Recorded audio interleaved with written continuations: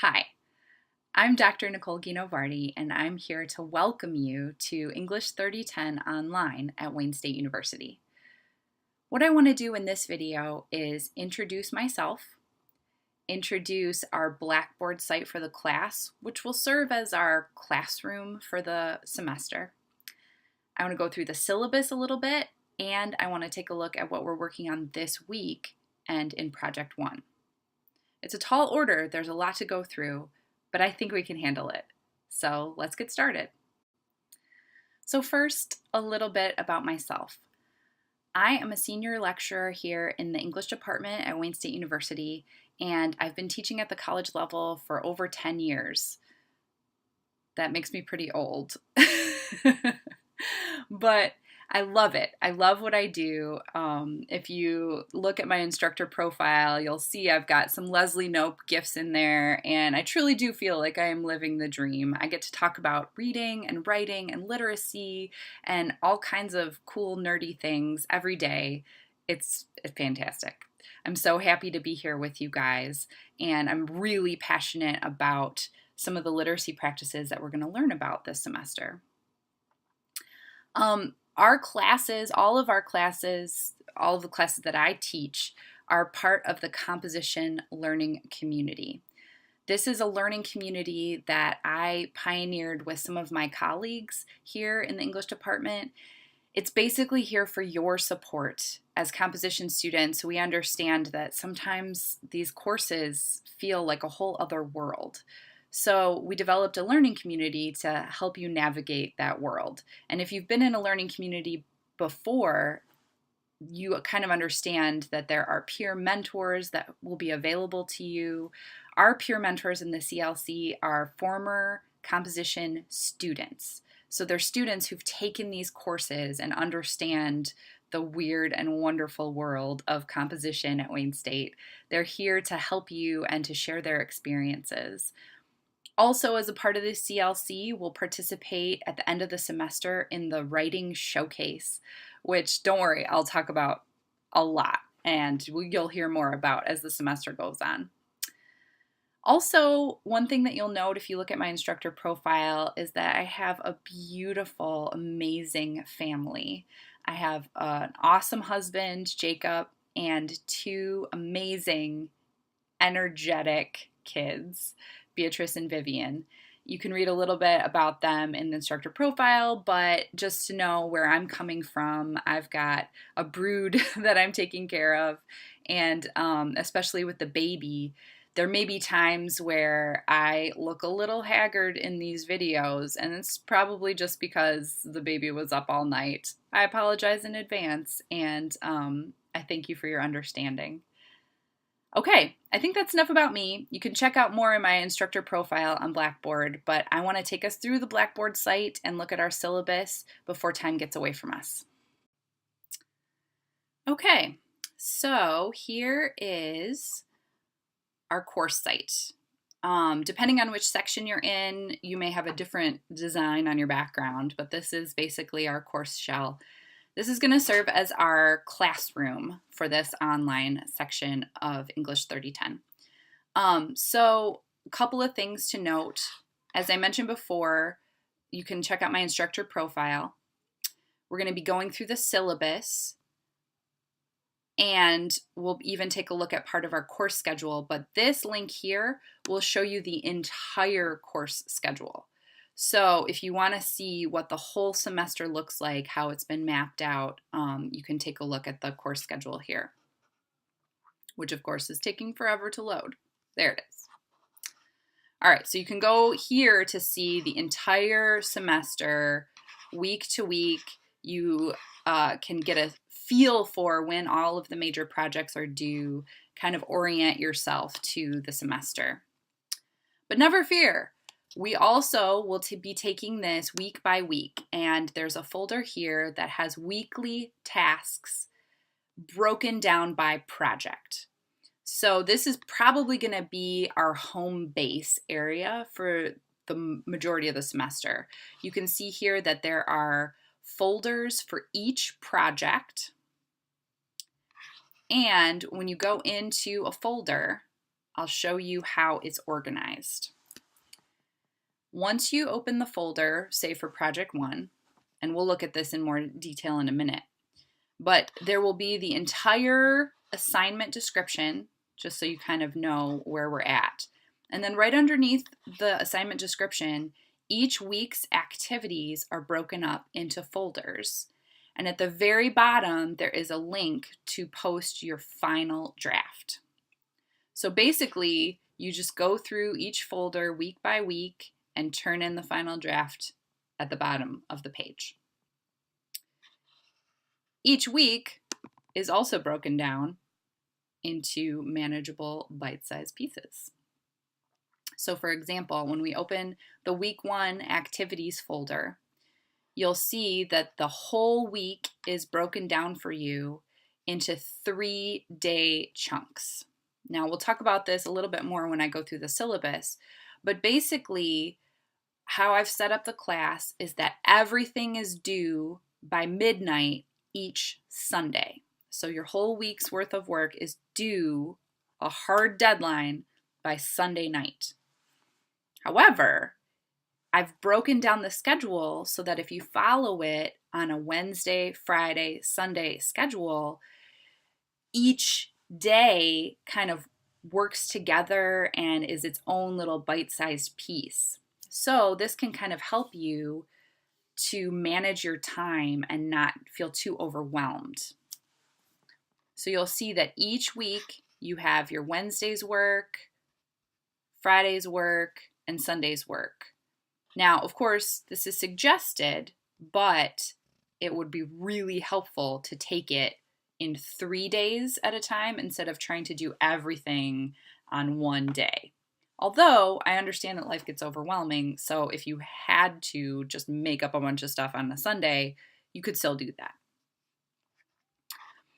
Within each week's folder are all of the assignments that are due that week, or instructions on where to turn them in. So you'll notice here for week 1, on Wednesday, my suggestion is to watch week 1 video, which you're doing because you're watching this video.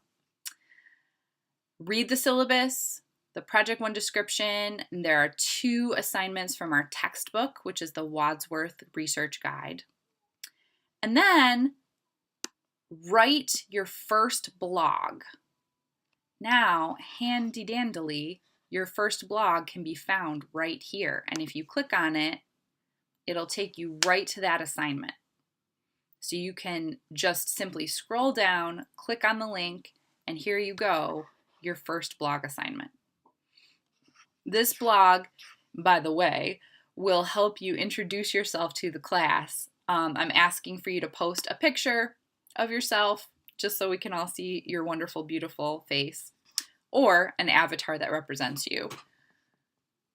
Introduce yourself to the class. Identify your academic or professional discourse community. We'll learn more about that as we go through Project 1. Identify your gaps in knowledge and draft a research plan. So I would recommend waiting until you read through Project 1 in its entirety before you do this blog, because you're probably sitting there like, what research plan? If you read the Project 1 assignment, it will all make sense. Okay, so I think that covers the weekly schedule and the weekly tasks. Moving on with our tour, you'll see here that there is a discussion board. This discussion board will be our home base for peer review. Now, this is a composition class. If you've taken composition with me before, you know how much I believe wholeheartedly in revision, and peer review is an awesome way to get feedback on your writing so you can do great revisions.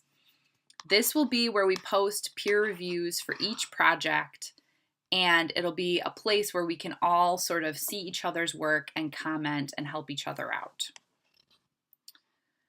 There are also 2 places where you can go for resources. The readings folder is where you'll find any reading assigned in this class that's not in your textbook. So you'll see there are some readings that we're going to tackle in this first project, but basically all of the extra readings are here. Then in the resources folder, this is sort of like your toolkit with all sorts of resources for research and writing. One thing you'll notice when we get into project 1 is that one of the things that you need to look up is your citation style for your academic discourse community. Again, we'll talk about that a little bit more in a second, but the two main citation styles are summarized here with the APA citation rules and the MLA citation rules. There's some professional templates, some common features that'll be helpful for you in project 2, and a folder of student samples. So those are some of the things that are available to you in the resources folder. All right, so now that we've had a quick tour of our Blackboard site, let's look at the syllabus.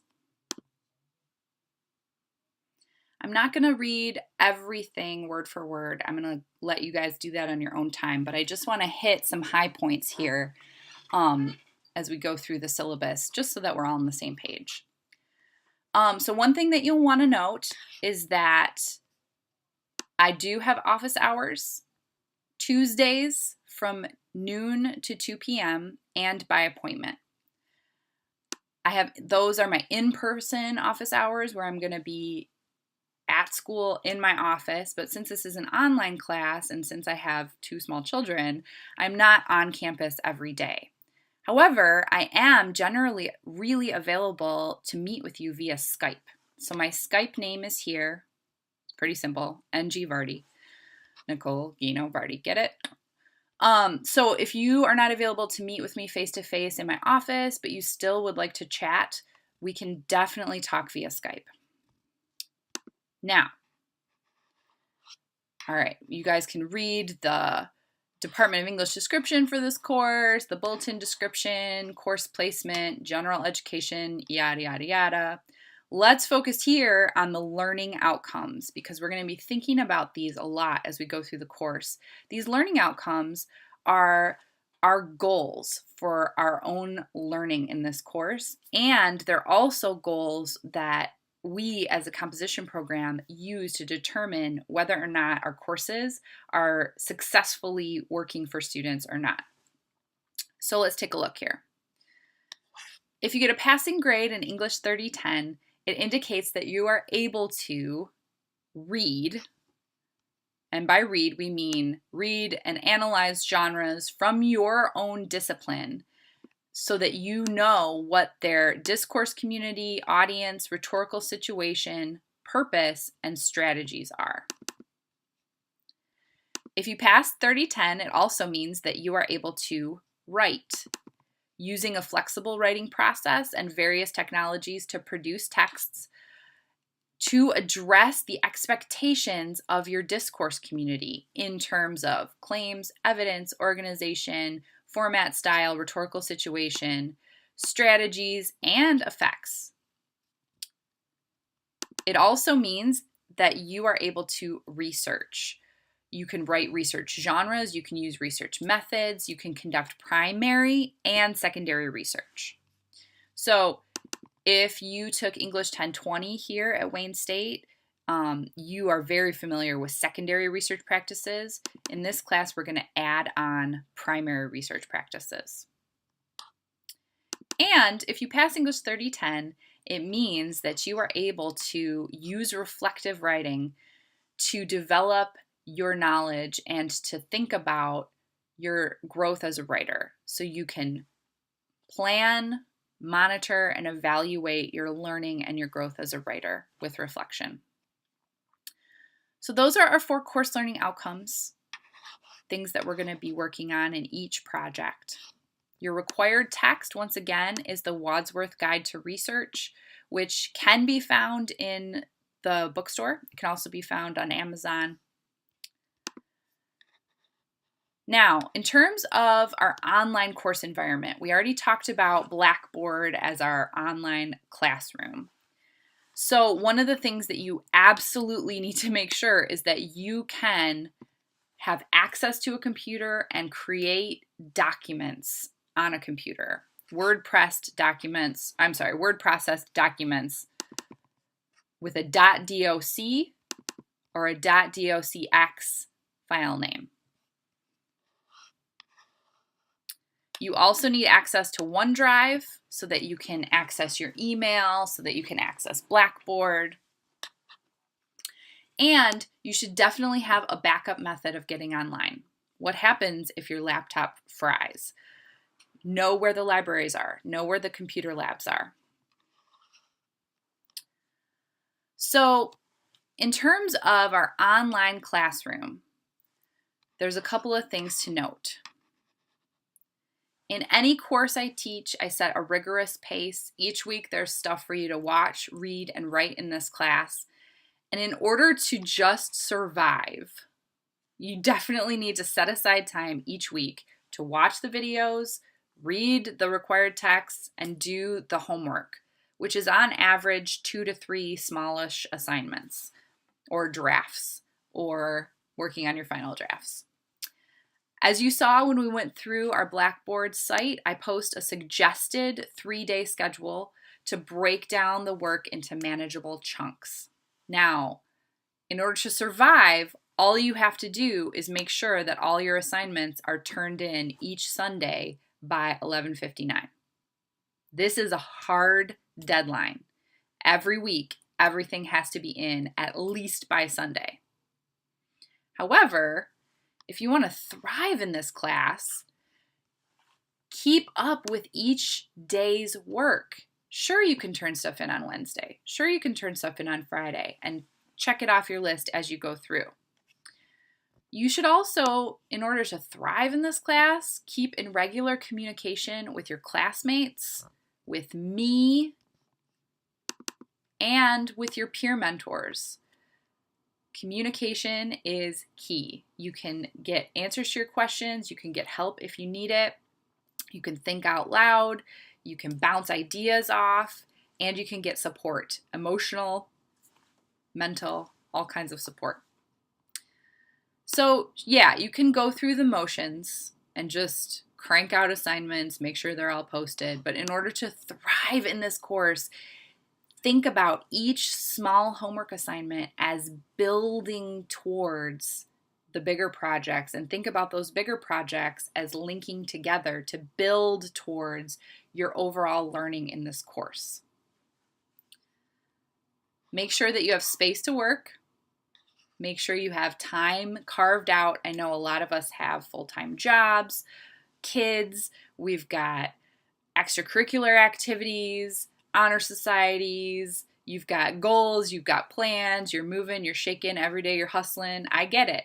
There's a lot going on. You've got family that demands your time and attention and your love and care. Make sure that you set aside time for this course. I know it's online, so it kind of feels like, yeah, I could do that anytime. But if you say anytime, it's not going to be anytime. You want to make sure that you have space to work. Make sure you tell your family you love them, but you need to do your English homework. Think about what we would do if we were face-to-face.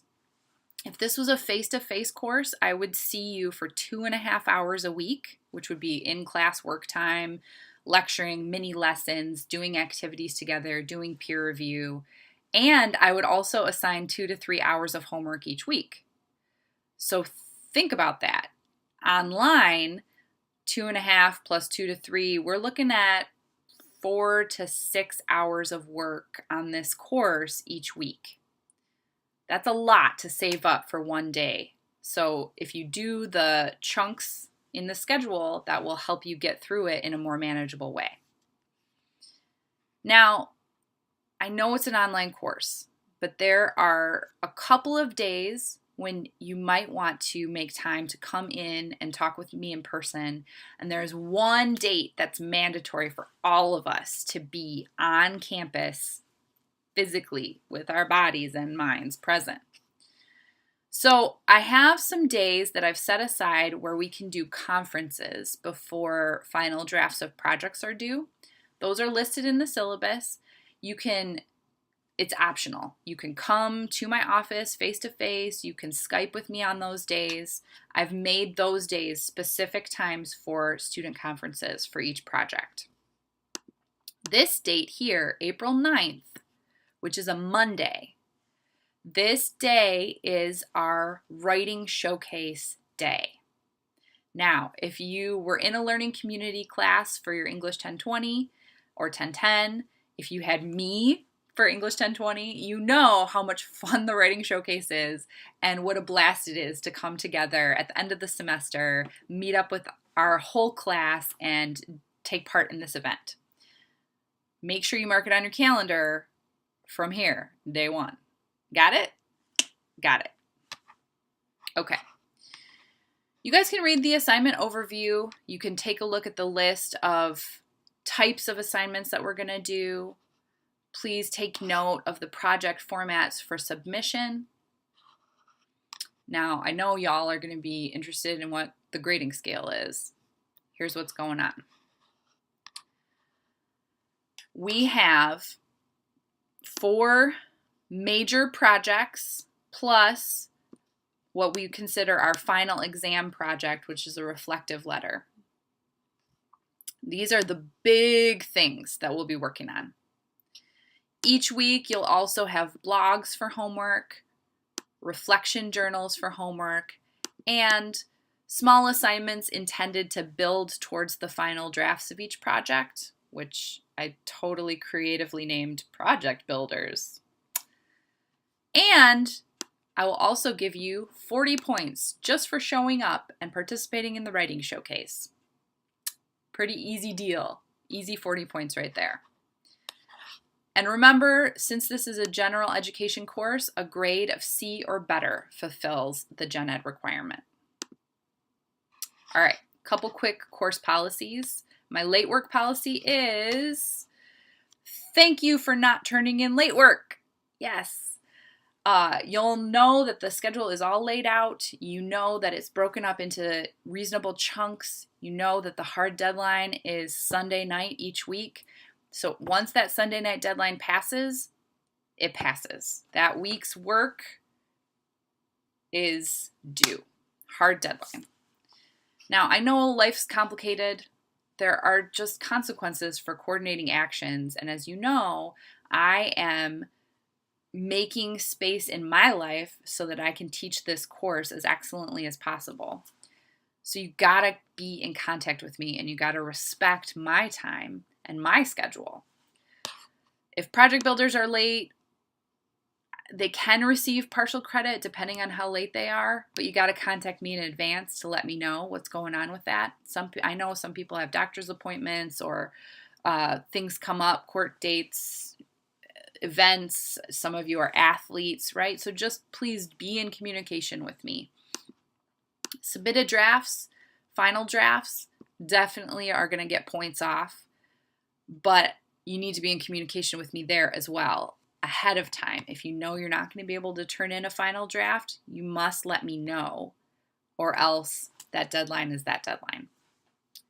So either way, I reserve the right to determine specific grade reductions or situational factors. So you just gotta communicate with me. Email me, Skype, office hours. I don't know what I don't know, and I can't grade what's not there. So that's basically, in a nutshell, my late work policy. If you turn in everything on time, no worries. It's already there. In terms of participation policy, just keep swimming, folks. Just keep going. Don't give up. That's the biggest hurdle that a lot of students face because there's a lot of writing to be done. There's a lot of research. This class can be very self-directed since it's an intermediate composition course. Just keep swimming. Don't give up. Keep in communication with me. Keep in communication with your peer mentors. We are here to help you succeed in the class. And we do so much in the class that you've got to just work. You just got to keep on the tasks.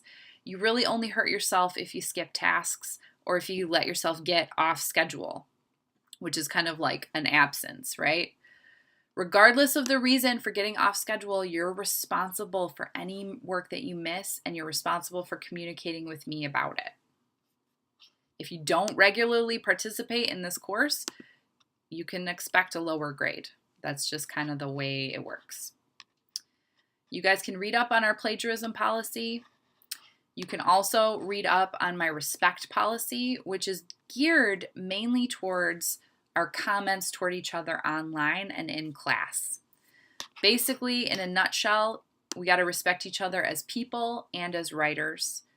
Rude, mean, divisive, or dismissive attitudes are just not acceptable. Not online, not in person. Think of Riri, R-E-S-P-E-C-T. All right. In terms of student support systems, I am your support. Your peer mentors are your support. Your classmates are your support. Make sure that you email me. Here is a template for an appropriate email. It includes a salutation, a body, and a closing with your name. Online communication is hugely important. Sometimes if emails are sent to me from a phone, say, I don't always get an automatic identification, especially if it's not sent from a Wayne State email. Please sign everything with your name. Also, it's just polite and part of the genre conventions of a professional email. Communicate with your peer mentors. Check out the Write Zone if you need it.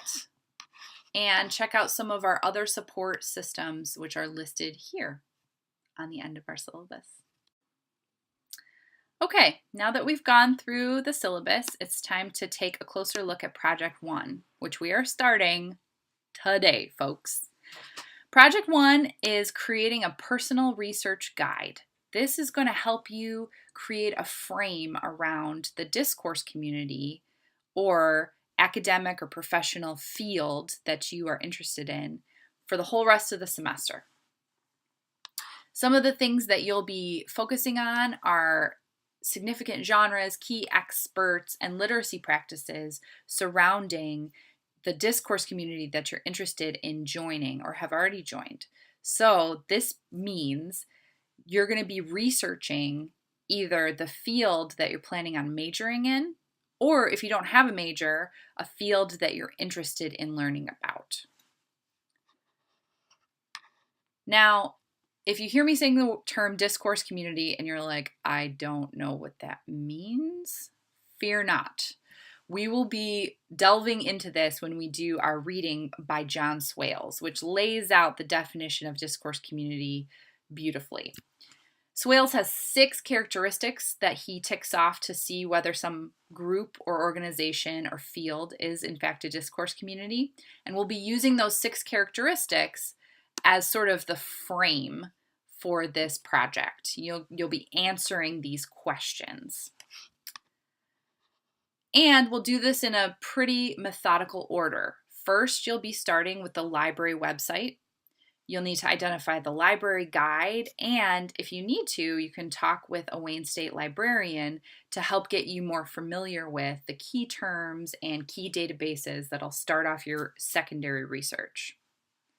In terms of primary research, you'll need to identify questions that would be helpful to talk about with an expert in this field. And you're responsible for making contact with at least one professional in this field. This can be a scholar, an instructor, a graduate student, or if this isn't a strictly academic field, somebody who is actually working in this profession. You need to set up an interview. This will be your primary research for this project. Chapter 5 of the Wadsworth Guide has some really helpful tips on setting up and conducting interviews. And then you'll follow up that interview with more of your own research. Now, as you're collecting all of this information about the field that you're interested in or wanting to go into yourself, where are you going to put all this info? Well, this is what I'm asking you to create or compose for Project 1. You're going to put it all on a website. that you design. It needs to be like 3 to 4 pages. This website is going to be a digital research guide for yourself and for anybody else who might be interested in this major or profession. You can create this site on any free web-based platform. So you can create a WordPress page, Wix, Weebly, or a Google page, anything that I either have listed here or maybe I haven't thought of. And you're going to organize all the information according to Swale's 6 characteristics, which again we'll encounter in our reading. So you can read through here. There are more particular requirements for what the website should have in it. But this will be due by Sunday, January 28th. So we're not taking a super long time. You need to get on your interview, especially because we only have about 3 weeks to complete this project. You can check out our rubric for grading right here and the learning objectives, which I'm hoping we hit for this course, including research, writing, and using web-based technology. Now, that's our whole project 1. Let's take a look again at our week 1 folder, and then we'll be off to the races, as it were.